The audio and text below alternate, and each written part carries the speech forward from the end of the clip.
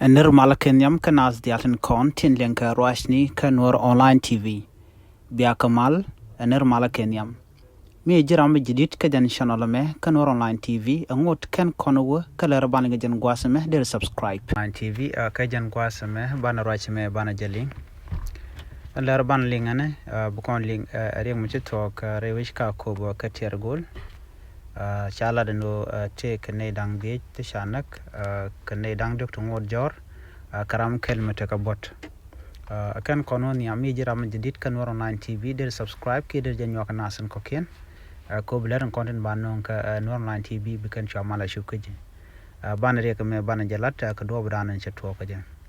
rewi ka ko ba ka tier gol chala deno te ka michi tok tin chane dang di chakana kene dang diok tite jor karam kelmete ka bot kare ka me tuwa ka changa jandang raw ida kel ka jan pai baro me ka jaron kin daro jandang ro ngwan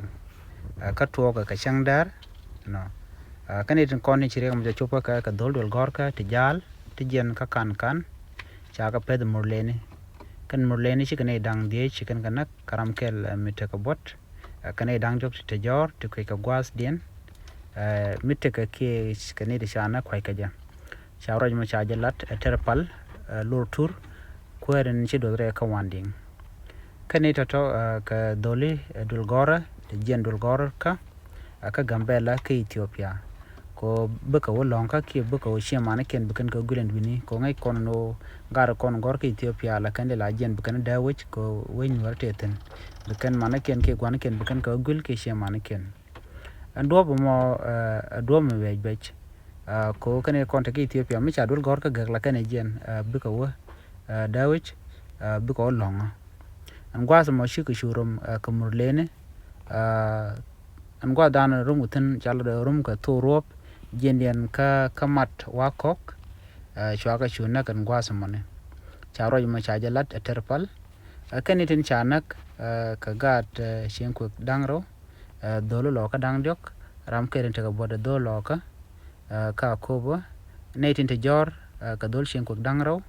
ka dol lo ka kel charo mo chaje la terpal wa ngoda ban o lerm dara wo ka wo won yam nonon ko de gwal dan ki min ci tok de ko la ngaj amma de kon ko gwasa me men la roy dan ala gwasa mi ber ne de shal ke murlene chikan na nak ba lakin ya nak animi sha ok sha ga pen jela kana nak je kim don tin ka me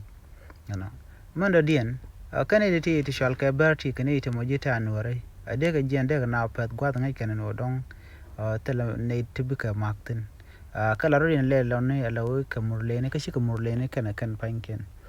ne me jere ga dan shor la no chane dang di sha kana ka gadul gor jena gambela jere ga dan shi to no mo ka kon ta dana ba no re na ga jere ka gambela ka trambe ka defan na mo beje